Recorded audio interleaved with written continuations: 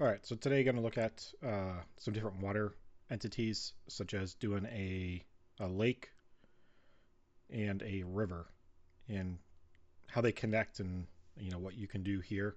If you notice where they connect, there's an obvious difference in the textures and the flow of it. I don't really have a perfect way of blending them together. I'll show you an area that I have that I use some rocks just to kind of overlay that piece there, but I'll give you an overview of like this here. So this area is not fully fleshed out yet. Definitely a lot more detail work to do, but kind of gives you an idea what I'm looking at here. So the river can kind of come down, goes under the stream here, or the road, and then into another part. It's got a little bit more detail to it, and then it meets the ocean. Kind of same idea. I don't really have a good way that I know of to blend the river to the ocean here. Just it's two very different textures. So I like to use these rocks, especially these forest ones, because the kind of the overlay of the slime it looks like that's on it. I'll bring you to another area that I use, a couple more other areas actually.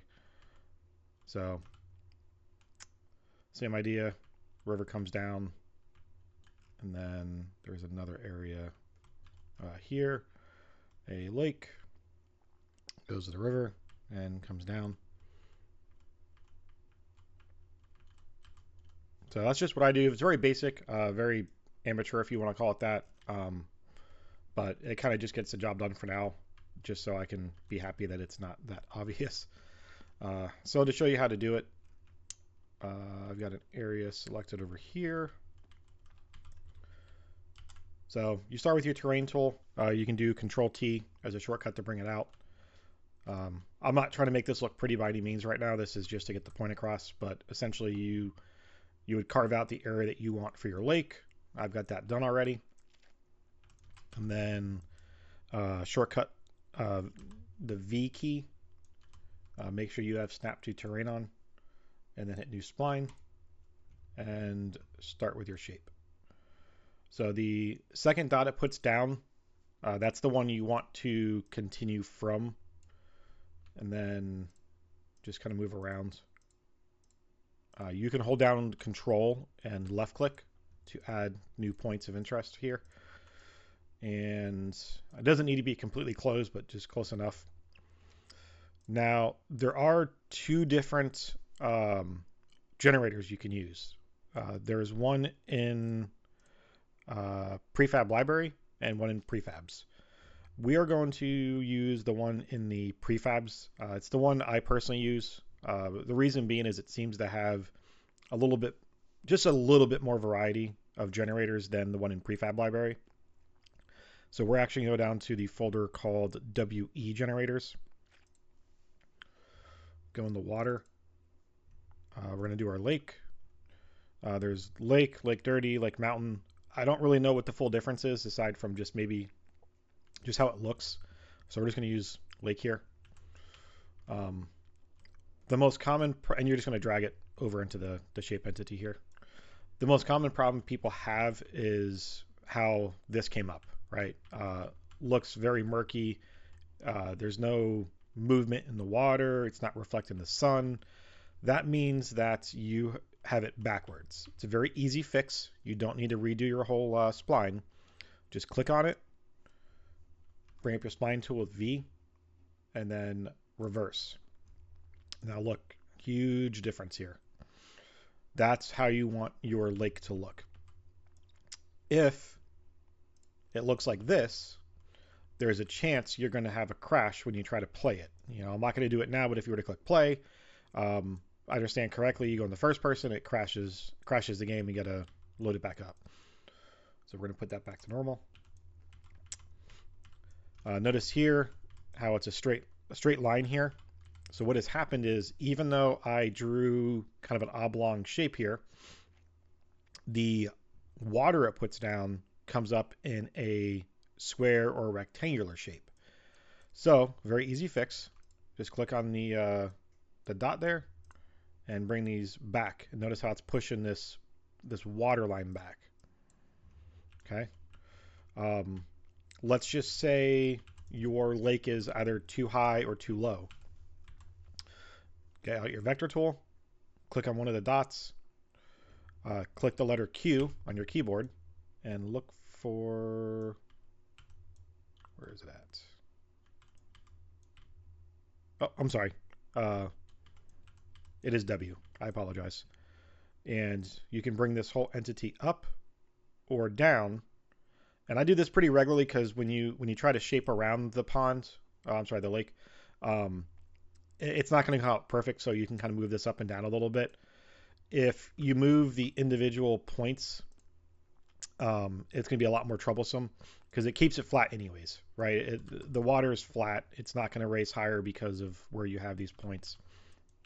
So you can do that. Just, click on one of the dots, hit W, and then bring it up or down as you see fit. Okay. So that covers the lake. So let's do a river real fast.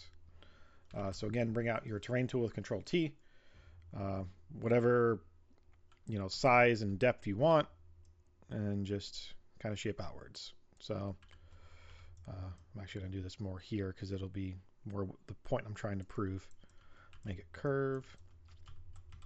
So take out your vector tool. You're going to use a spline again and start roughly where the water is at. Move the dotted places. Control left click and you'll shape it. And then the river will, for the most part, follow the shape that you put down. So we're going to go back in the W generator, so we can just click here. Actually, we can just click on water, go to river, and you only have one option. It's river medium. I have made a river that goes slower. The flow of the water is slower. I will do a different video for that, but this is what we're going to roll with right now. So notice where the water is flowing to. It's flowing inward at us. If you want to reverse that, click on the river entity, scroll down over here, and click reverse flow. And that'll make it go outward. So let's say this ran all the way to the ocean. We can flow that way however you want.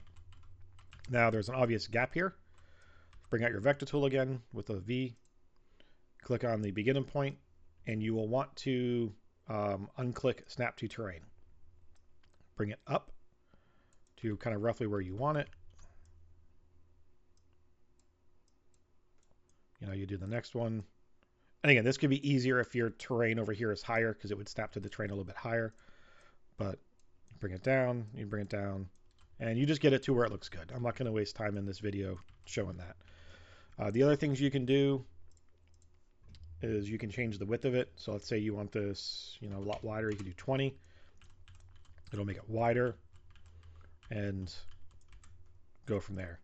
So it will follow the shape that you make it. And then just like roads, if you mess with this, you can add more or, kind of an odd shaped curve to it if you really want it like that. So that is pretty much lakes and rivers in a nutshell. I'm going to do a different video on terrain texture. I'll do a different video on changing the speed of the river. And then also how someone showed me how to make a waterfall. Doesn't look the greatest. I have not messed with this past the initial point of making it. But in here, I've got a water piece, a lake, and then a waterfall kind of covering a interior cave here.